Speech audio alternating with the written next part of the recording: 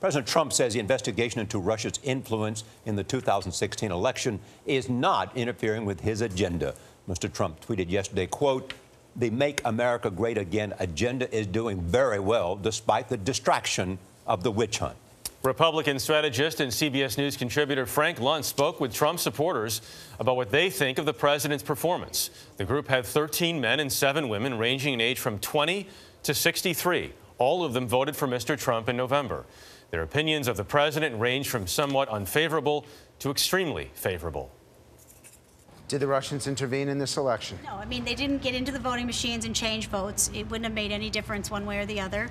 Now, did they try to hack the election? We found out from the leaker, that woman, that yes, they did, but they weren't successful. Should we be investigating this? Yeah, but not for the purpose It's already been investigated. So you think we're done? There's nothing more to learn? Why not learn more?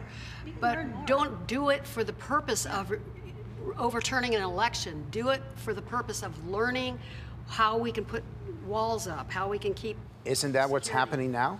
If the Russians affected the election, then that means they changed the minds of the American people. And that's not what happened. The whole purpose of this is to have an investigation to see if there are specifics. Do you want to shut that investigation down? Yeah, Why? I do. Because it's a giant, huge waste of time. If there's an investigation into this whole Russian thing, then it needs to be on, well, they physically went into our machines, hacked our machines, this whole hacking thing, and actually changed the election results. People read fake stuff on Facebook, Twitter, Instagram all day. Anybody can put that up. I can put it up. You could put it up. Okay, so we're now in the middle of June. I want you to give me one word or phrase to describe Donald Trump. Now that we have some idea of who he is, give me a word or phrase to describe Donald Trump. I'd say honest. Determined. Effective. True. Strong. Productive. Yeah. Tough SOB. Very authentic. How many of you in this room love the tweeting? You think it's really appropriate for a president to do that? It could be better. Yeah. It could be better. He needs to tone down the language a little bit, but the bottom line is it's his way to get the message out. I would argue that Donald Trump shouldn't tone it down. This brash brand that he has is what got him elected. You know, my thing is I'm so tired of people beating on Donald Trump. Donald Trump made his promises, he kept them, and that's the type of new leadership that we need. And what has he accomplished? What has he accomplished? He's done more in the last 100 days than President Obama done in the last 8 years. Such as? Such as keeping his promises. I want to know what promises he kept. One promise I can say that he did keep is he elected a conservative to the Supreme Court. And you know what? That's the best promise that he's kept so far. By this point, George W. Bush already had his tax cut done. Good for him. Plus, Trump we is wouldn't not know. getting much help from Congress. He is not getting a lot of help. It's a Republican Congress. He talks about draining the swamp, and I think what we're finding real quick in the first 100 days is the swamp is not just the Democrats. There's more fighting among the Republicans than there is between the Republicans and Democrats on his agenda. And if they don't get it figured out, 2018 is going to be ugly for the Republicans. Who thinks he's going to be president for 8 years? Raise your hands. Let's say he doesn't get health care. Let's say he doesn't get tax reform. Let's say he doesn't get the investment in infrastructure. Those are 3 key commitments that he made. Who here would consider not voting for him in that situation? Raise your hands. So you're voting for him no matter what? No matter what. No matter what he does.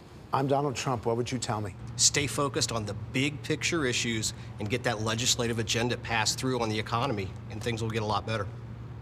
Stay true to the promises that you gave us. Listen to your cabinet, and Democrats aren't your enemies. Remember what got you to the office. Remember the people, the promises. We're results-oriented. We have to be in this critical stage of our country.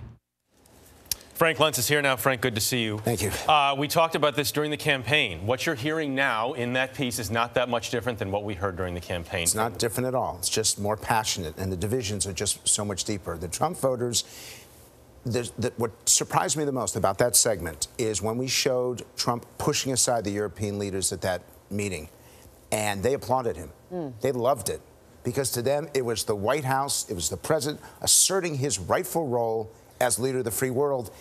And I'm thinking, oh my God, this is one of the most embarrassing moments. They don't see it that way. The push-asides, the handshakes, all of that. They love it. They love it, and they want him to keep doing it.